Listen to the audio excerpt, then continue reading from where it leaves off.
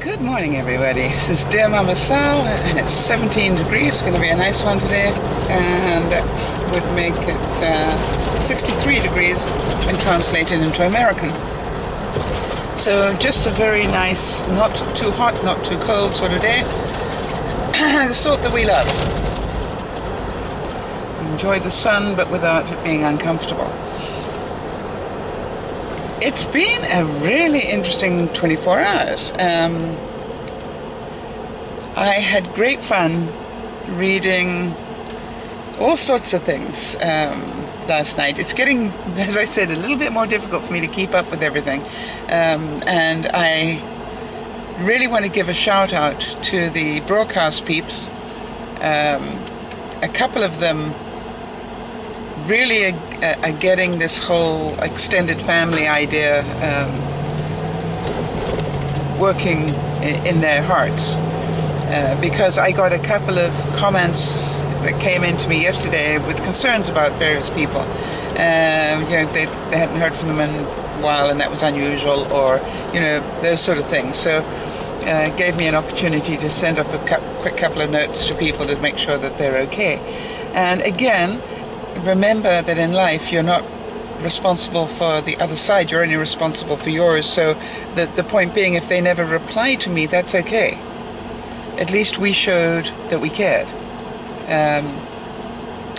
And I just was very touched by that. So I want to give a shout out here to Robin for one, and I know Awesome Alice was another one who gave me a heads up and said, you know, just a little concerned, not overly concerned. We don't have to be overly concerned, just a heads up. And for those of you who were concerned, I believe Emily's absolutely fine. That's what I am told. I haven't heard from Emily, so I can't confirm it. Because I know a lot of you were concerned because she wasn't on the broadcast that you were expecting her to be on. So I'm sure she'll let us know it's Emily. So I'm good. I was also amazed that this whole debacle about the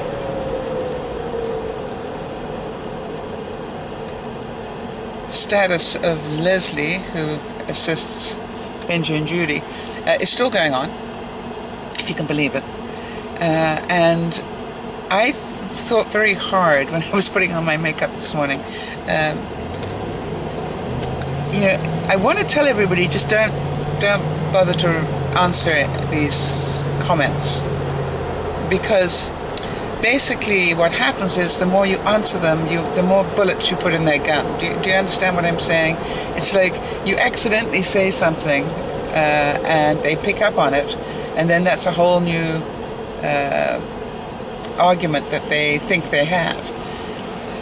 The truth is, as many of you have said, quite honestly, it's none of their business. But, you know, they are too young to understand that. Right? And I don't mean in age necessarily, but in maturity. And so that is to be compassionate about, rather than, you know, just really getting angry. I understand that being rude to anybody is not the answer, but boy, let those of us who have never been rude to anybody, you know, throw the first stones on that one. So if you've never been rude to anybody, then we can have this discussion, but I don't fit into that category, unfortunately, because I've let my frustration out on people in my time. a lot. I'm getting better though. So I really did think when I was putting on my makeup, how can I turn this into something positive? And I thought, well, we could take it and use it as a lesson in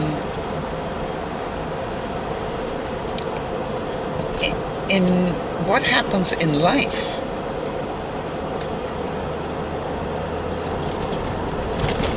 And we can look at it from both sides. Now, what I'm going to describe, the main part, is somebody else doing it to you. But if you've got any sort of sense of humor, which I know you have to have if you're a Dear Mama Sal peep, if you've got any sense of humor at all, have a look at it. I'll be owning my stuff along the way. Feel free to join me. And by the way, if you can own any of it, feel free to put it up in the comments so that everybody can know I'm not the only one, and neither are you. So here we go. I take total responsibility for the fact that I actually answered the first nasty that came out. That was my responsibility. I could have ignored it. But you see, at the time, I didn't know that it was going to be a nasty. I thought it was a simple question. Who's Leslie? And being the sort of naive little so-and-so that I am, I answered it with the words, she's a friend. Pretty innocuous stuff, wouldn't you say? Not stuff that you think people are going to be fighting about for a week. Go figure. Anyway, never mind. So here I was, and she is a friend. She's a very friendly person. And then what happens is that it's not the right answer for the other person. Do you know what I mean? It's not the one they wanted. And so then the messenger, that would be me. By the way, if you want to ask that question, why would you ask me? Why don't you ask Benji and Judy? But no, it was my fault because it was on my video. So anyway, so then what happens is it's not the answer they wanted. So then they start getting more aggressive and start to get a bit rude. Well, what happens when that happens is I hear this and I go, what did I say? And I'm looking back to see what I said, and I'm going, what I said was that she was a friend. I didn't know this was going to start a major international event. And so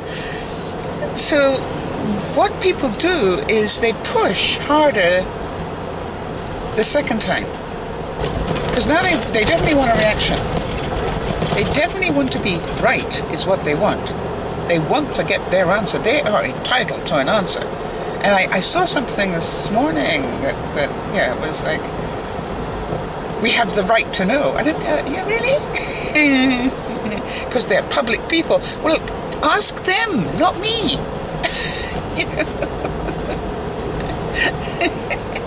Are you busy writing to the Kardashians family? Don't ask me. So, but anyway, my fault. I made the first comment about it being a friend. So now then, what I want you to be aware of, for those of you who love to learn, and I know a lot of them peeps do like to learn, is if any of you want to go back to where this was, you'll be able to see the manipulation go on. And so there was the first little question, then my reply, then the stronger reaction, and then after the second time, I think I answered the second time bad. Should not have done it. I know that now. But now,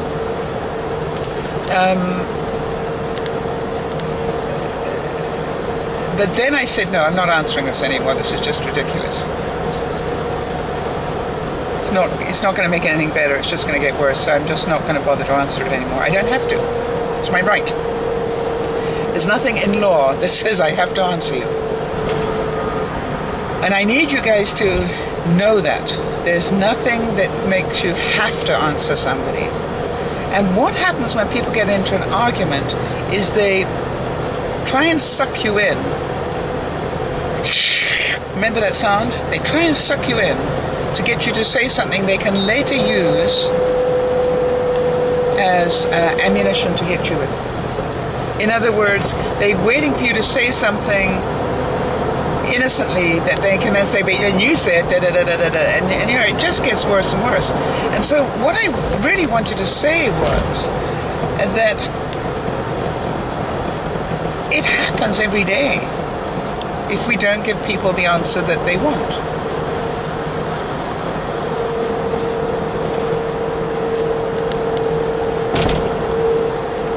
It is not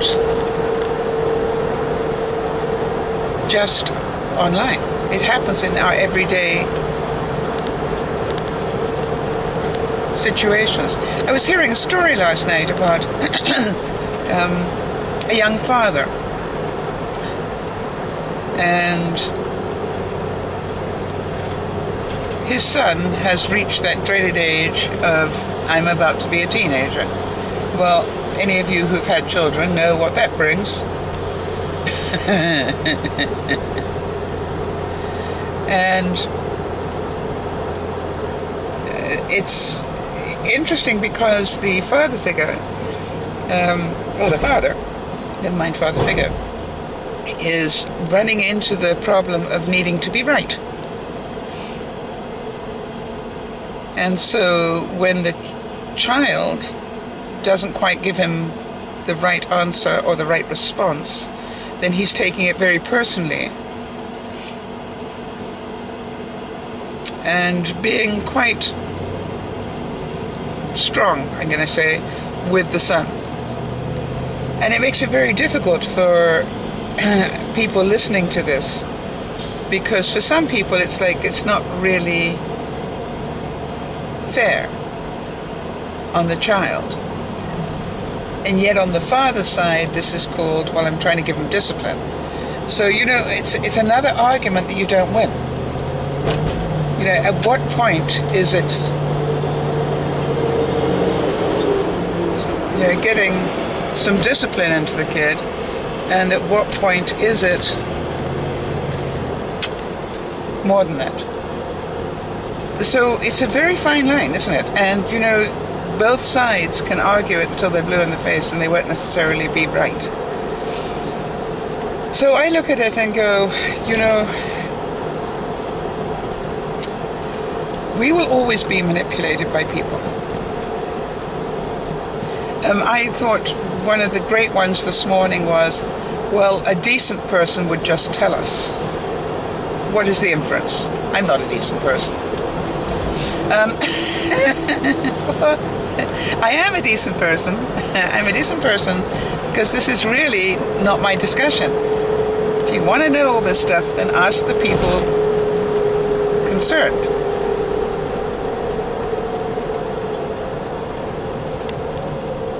Don't ask me. Ask the people concerned. I wonder how many of you get caught in that one. How many of you get caught in the, well, I need you to tell so-and-so that so-and-so and so-and-so. Well, if you want to tell him that, you tell him that. Don't ask me to be your messenger. Right? However, having said that, sometimes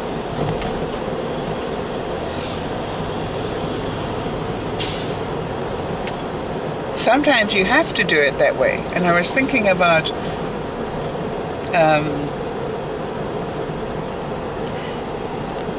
how I deal with the situation in my house. You know, as you know, I have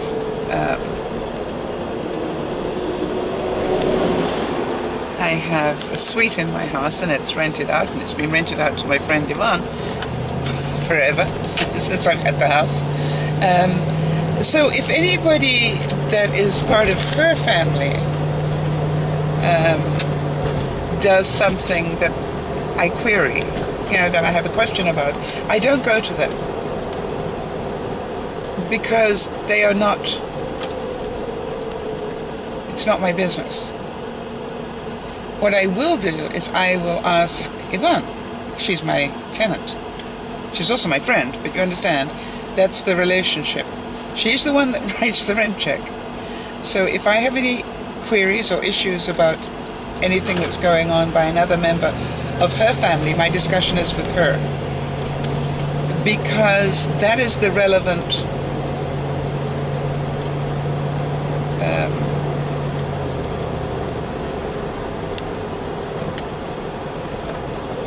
communication to the relationship of landlord and tenant. Now we have that relationship, we also have the relationship of friend, and they can have both those relationships and both be very healthy. I wonder if you guys understand that, because they are two different relationships. I wonder sometimes, you know, we have the relationship of let's say husband and also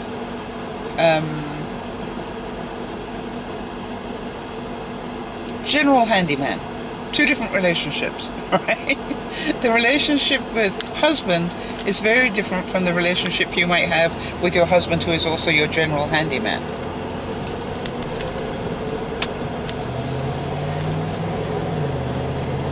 Or your son who is the garbage putter-outer. You know, whatever it is. Alright, so we have these slightly different relationships going on within relationships. So I know that people get very invested in these things because they need to be right. If you've given me your commitment, you're going to do A, B, and C, I actually expect you to do it. Or you come to me and let me know you're unable to do it at this time because of A, B, and C, and can we make a plan B? That's adult behavior. So if you give me a commitment that you are going to take the garbage out on Fridays, then I presume that that's what you're going to do. And I, quite honestly, in an adult relationship, don't feel that I would need to chase you on that because you gave me a commitment.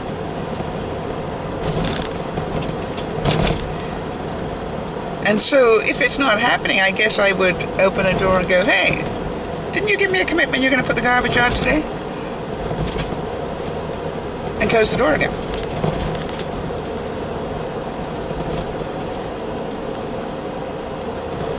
You see, if you let people think, they normally think it through. They might mutter and grunt, but they probably will do the right thing. Of course, because of my rather weird sense of humor, if they don't, then I pick up the garbage bag and I don't take it to the curb, I just throw it in their room. Because I just need it out of my kitchen. You know, I found emptying garbage over somebody's bed, you know, it sort of gives them quite a good reminder to keep their commitment. I did it once. So anyway, we look at this whole manipulation thing and how we get sucked in, and I like to call it the arrow method. I've been really interested at some viewers that I've never heard of, that I know of, never commented before, who are actually up and coming to my defense, which I think is really, you know, very kind of them. And so not that I need somebody to defend me, but it's interesting to see that there are some mature people out there who are saying, whoa, whoa, whoa, whoa, where are you going with this? You know, this is way too, you know, you're way too invested in the answer here. And so I wonder whether you have that problem that we're watching play out on this week's worth of comments.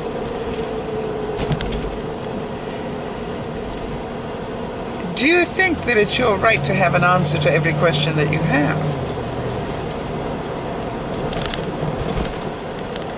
Or is it possible that some people just don't have the answer at this point?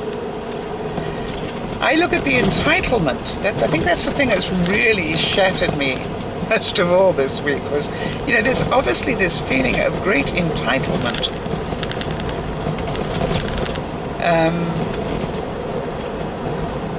I have the right to know the answer because I'm a viewer.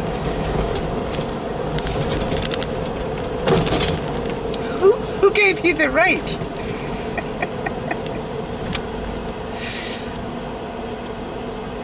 And that, I believe, is partially due to the paparazzi type magazines, where we're constantly feeding young minds with all the trish trash, if you like, of celebrities. Whereas before, you know, they had a better chance of keeping it private. Now, I do understand the argument that if you wanted a private life, you know, you chose a funny business. Now that argument I get, and I fall into that as well, although I'm very low key by comparison, you know, I'm very small potatoes. But I do understand their answer, which is if you're going to put your life out there on video, then, you know, prepare to have some of it come back at you. Makes perfect sense. That's not my argument. My question to all of you is, do you have to answer?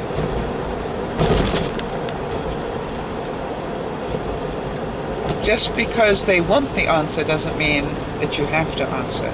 You see, at the end of the day, and I'm a great believer in this one, at the end of the day, this is your life. You get to choose what you do, and you will pay the consequences for it as well. For example, if I choose not to answer somebody who feels entitled, I could lose a viewer. And I know what some of you are thinking. Because some of you are quite mature in your thinking. And so, you know, this is the price I could pay. But to get embroiled in this argument just is, you know, really is going to frustrate me and annoy me and do all sorts of things. And so I thought, no, it's much better that we look at it from another side and go, where is this relevant to my life? And I must tell you something. And I think I mentioned that yesterday. If the price I needed to pay for this incredible joy that you guys brought me over the weekend with this video was this whole issue. Bring it on.